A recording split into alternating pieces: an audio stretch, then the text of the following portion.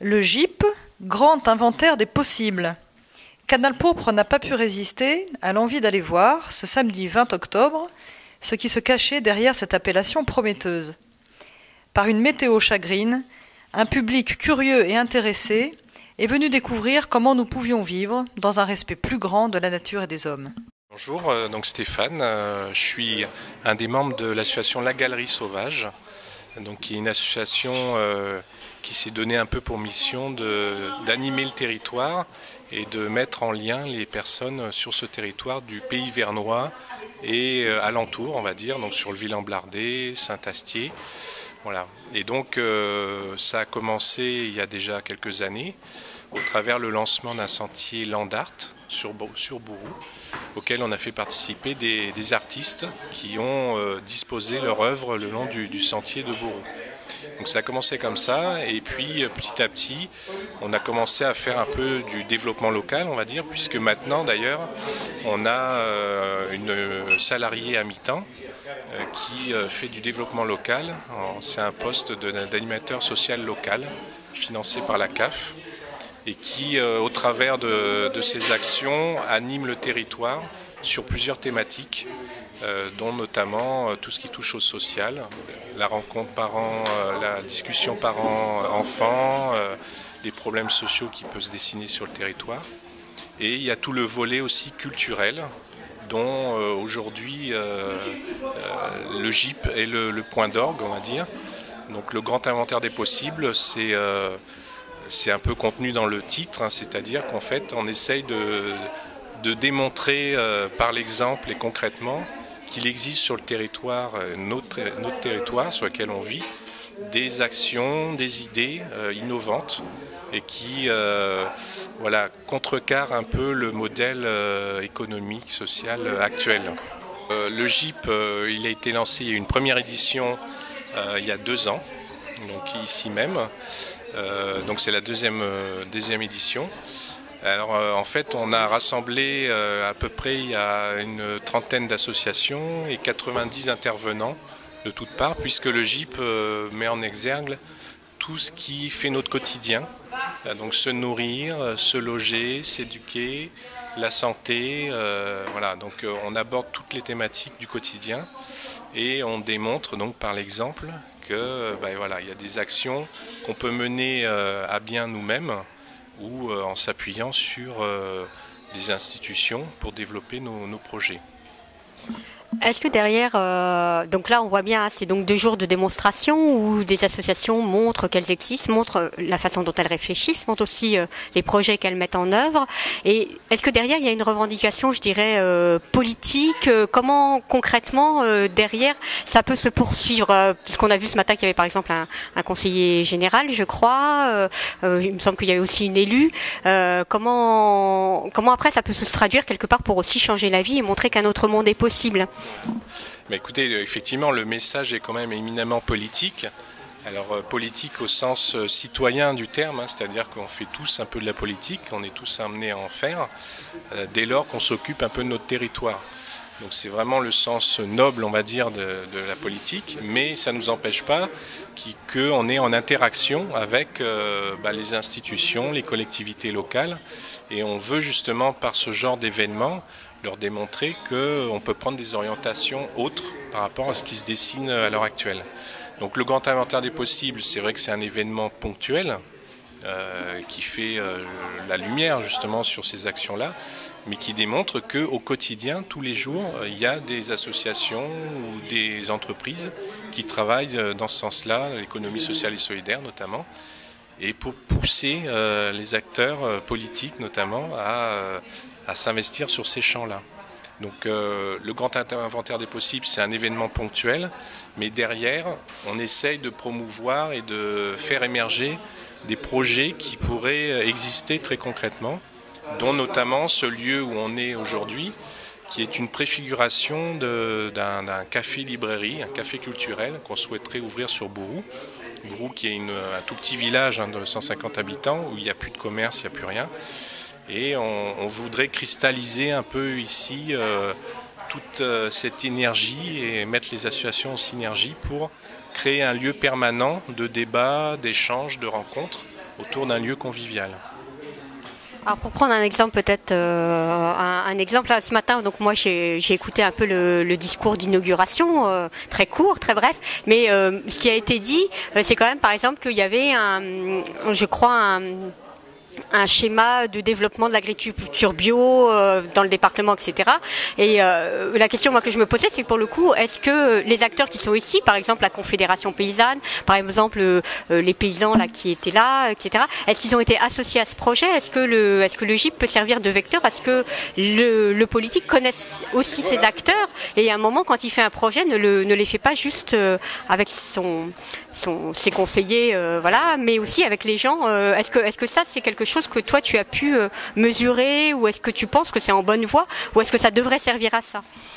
Oui, effectivement, ça devrait servir à ça, parce que justement Monsieur Saint-Amand, donc conseiller général du Pays Vernois qui était là ce matin, déplorait un peu le fait que justement le conseil général avait développé une politique d'aide à l'installation auprès d'agriculteurs, et qu'il se trouve que cette ligne d'aide n'était pas très sollicitée. Et donc effectivement c'est de mettre en relation les acteurs, puisque il faut bien le dire quand même, des fois il y a des bonnes idées aussi de nos acteurs politiques, hein, et donc il faut que l'information passe. Donc ce genre de journée sert aussi à ça, et dans l'autre sens il faut que le politique tienne compte des préoccupations et des envies des citoyens à la base, et que ces idées-là remontent et qu'ils s'en emparent pour en faire effectivement soit des lignes d'action politique en développant des ressources financières, on va dire, des aides pour faire émerger ces projets. Donc c'est vraiment un échange qui doit avoir lieu, et ces jours-là servent aussi à ça. Le café culturel donc est né il y a à peu près 2 ans, suite à un certain nombre d'événementiels qui sont nés à Surbourou. Donc il y a le grand inventaire des possibles depuis 2010. Il y a les marchés nocturnes bio qui ont lieu tous les ans donc à Bourou au mois d'août. Il y a un panier de producteurs consommateurs qui est présent depuis 5 ans tous les lundis soirs, avec une 60aine de familles. Donc voilà, tous ces ensembles d'événementiels et de rassemblements, je veux dire, de personnes, on fait cogiter un projet un peu plus pérenne. Et ce projet pérenne, ça serait un café culturel qui donc réunirait plusieurs espaces, un espace scénique avec des petits groupes de musique, du chant, du théâtre, un espace librairie avec des ouvrages touchant les thématiques qui concernent un peu toutes les rencontres qui ont eu lieu, donc effectivement l'agriculture, l'éducation, la santé, etc. Un peu de littérature et de presse alternative aussi. Et puis un espace animation enfant aussi le mercredi, des lieux de réunion aussi pour les associations qui savent pas toujours se réunir en général, voilà, et puis des conférences, des débats autour des thématiques, enfin une sorte de mini-GIP qui serait là tous les jours et qui permettrait de créer du lien social, de faire rencontrer les gens, de faire un lieu d'activité multidimensionnel, on va dire, et puis pour voyeurs d'emploi, puisqu'on a l'intention d'y créer 3 emplois. Donc c'est un lieu complet, on espère complet, où les gens pourront se retrouver, discuter, échanger, créer du lien, que Bourou devienne l'oreille du monde. Bourou, j'ai entendu dire tout à l'heure que c'était 150 habitants, donc ça veut dire que pour que ce café culturel marche, il faut que les gens viennent d'ailleurs. Alors comment vous avez l'impression que autour les gens de Périgueux, de Bergerac, de Vers, etc., comment vous pensez que les gens vont vous connaître et vont avoir envie de venir ici, parce qu'il faut quand même faire un minimum de route là pour vous trouver? Alors par rapport à la proximité, on s'est rendu compte à travers des projets qui étaient réalisés donc ailleurs que plus le lieu était excentré, mieux ça marchait. Tous les cafés, librairies qui sont en zone urbaine marchent moins parce qu'elles ne sont pas visibles.